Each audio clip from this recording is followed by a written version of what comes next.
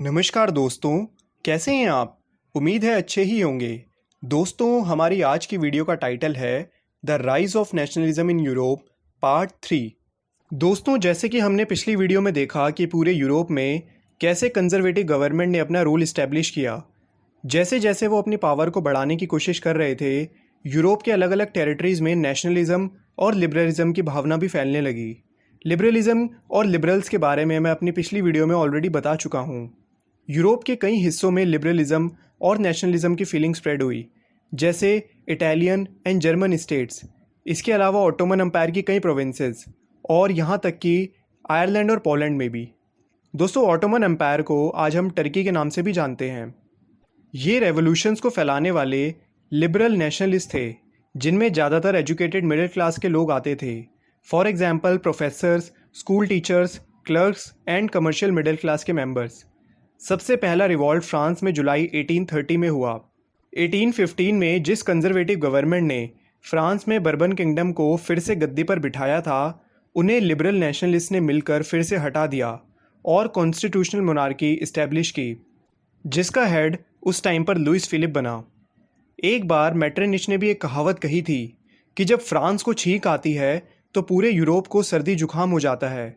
दोस्तों, इसका मतलब ये है कि फ्रांस में कोई भी रेवोल्यूशनरी इवेंट होने पर उसकी चिंगारी यूरोप में आग की तरह फैलती है।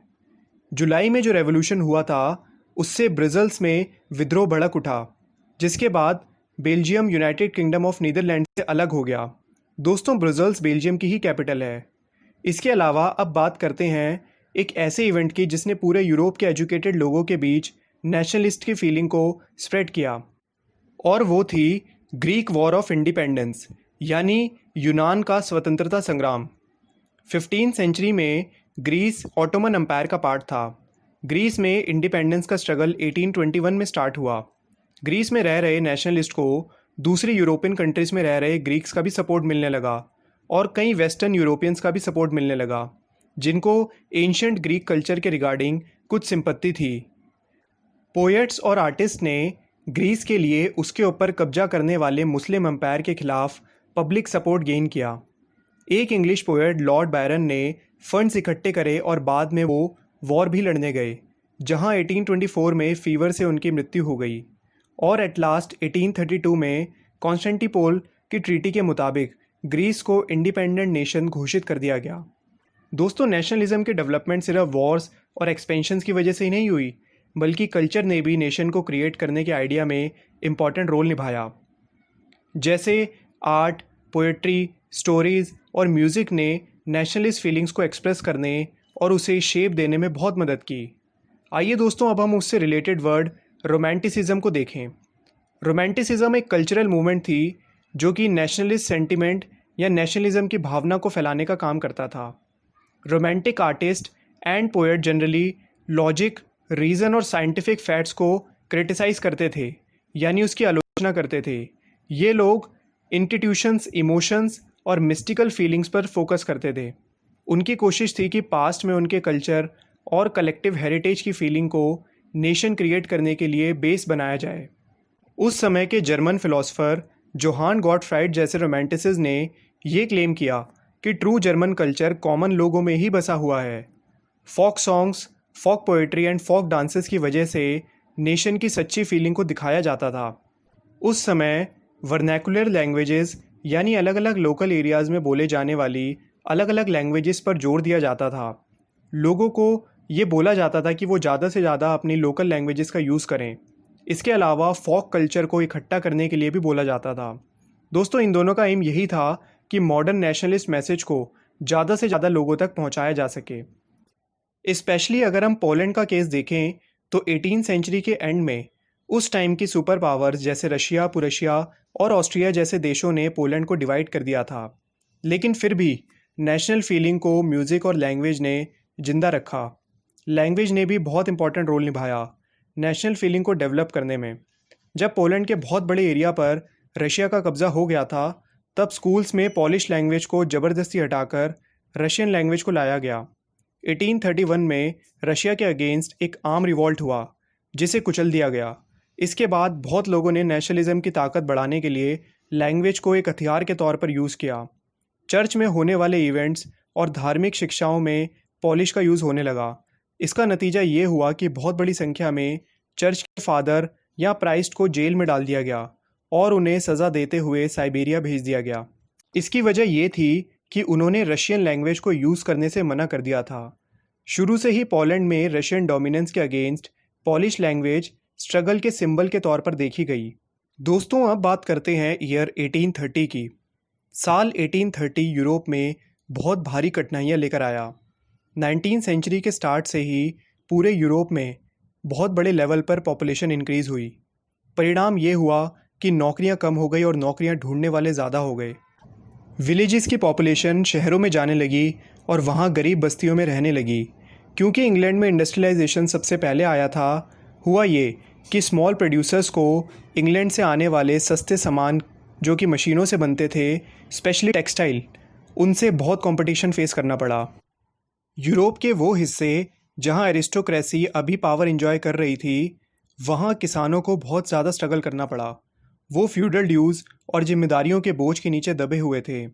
खाने पीने की चीज़ों के प्राइसेस बढ़ने या किसी साल फसल के ख़राब होने के कारण तो शहर और गाँव में बहुत बड़े लेवल पर गरीबी फैल जाती थी। 1848 का साल ऐसा ही एक साल था। खाने पीने की कमी और बढ़ती बेरोजगारी से पेरिस के लोग सड़कों पर उतर आए। हर जगह बैरिकेड्स लगाए गए और लुइस फिलिप को भागने पर मजबूर किया गया। नेशनल असेंबली ने एक ऐसी रिपब्लिक नेशन का डिक्लेरेशन कर दिया जहां 21 ईयर से अबव सभी एडल्ट मेल को वोट देने का राइट दिया गया और राइट टू वर्क भी प्रोवाइड किया गया। एम्प्लॉयमेंट अपॉर्चुनिटीज़ प्रोवाइड करने के लिए नेशनल वर्कशॉप्स भी सेटअप की गई। इससे पहले कि अगर हम 1848 से पहले के सालों में देखें तो हमें पता चलेगा कि काम के लिए कितनी मारामारी थी।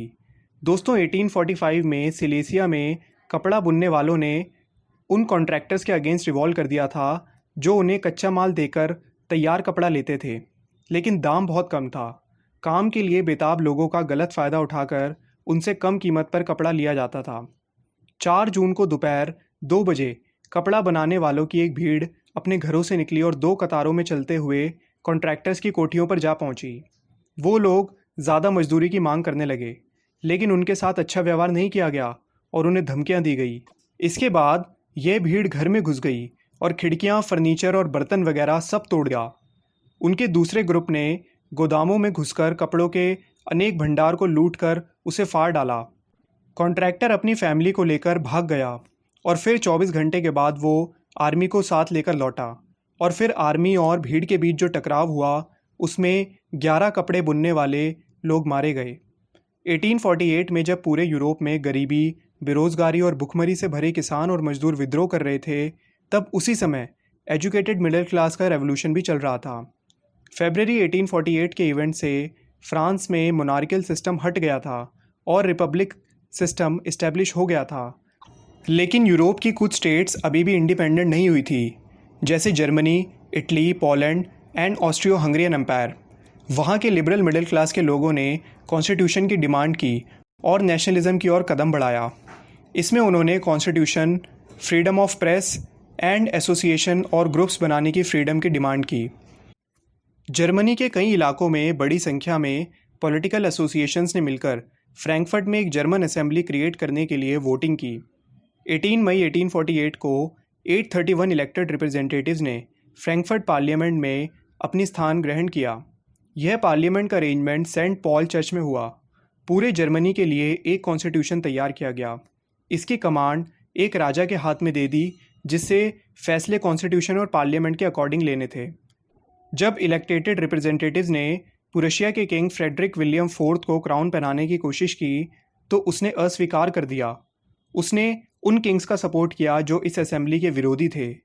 हुआ ये कि नोबल्स और मिलिट्री के विरुद्ध आवाज़ें तो उठने लगी, लेकिन पार्लियामेंट का स्ट्रक्चर कमज़ोर होता चला गया। पार्लियामेंट में मिडिल क्लास लोगों का डोमिनेंस ज़्यादा था और उन्होंने मजदूरों और कारीगरों की मांग का विरोध कर दिया, जिससे उन्होंने उनका सपोर्ट भी खो दिया और एट लास्ट में सैनिकों को बुलाया गया और असेंबली को भंग कर दिया गया। इसके अलावा वुमेंस को तो पॉलिटिकल राइट्स तक नहीं मिले और सालों से वुमेंस ने एक्टिवली अपने राइट्स के लिए पार्टिसिपेट किया। उन्होंने अपने पॉलिटिकल एसोसिएशंस बनाए, न्यूज़पेपर्स निकाले, पॉलिटिकल मीटिंग्स में पार्टिसिपेट किया, इसके बावजूद असेंबली के इलेक्शन में भी उनकी वोटिंग राइट्स को डिनाई कर दिया गया। जब सेंट पॉल चर्च में फ्रैंकफर्ट पार्लियामेंट बैठी थी, तब वुमेंस को सिर्फ गैलरी में विजिटर्स के तौर पर जगह दी गई थी। ये तो सच है कि 1848 में कंजर्वेटिव सरकारों ने लिबरल मूवमेंट को दबा तो दिया, लेकिन पहले जैसा शासन अब वो नहीं चला पाए। उन्हें लगने लगा कि अगर उन्होंने लिबरल्स को कुछ कंसेशंस या रियायत नहीं दी तो रेवोल्यूशनरी इवेंट्स होते रहेंगे।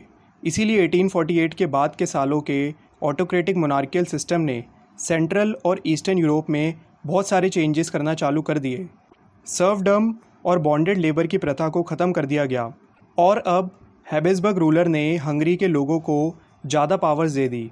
तो उम्मीद है दोस्तों आपको ये एक्सप्लेनेशन समझ में आ गया होगा। आपसे मिलेंगे अगली वीडियो में, तब तक के लिए देखते रहिए खेल खेल में ज्ञान। Okay, thank you.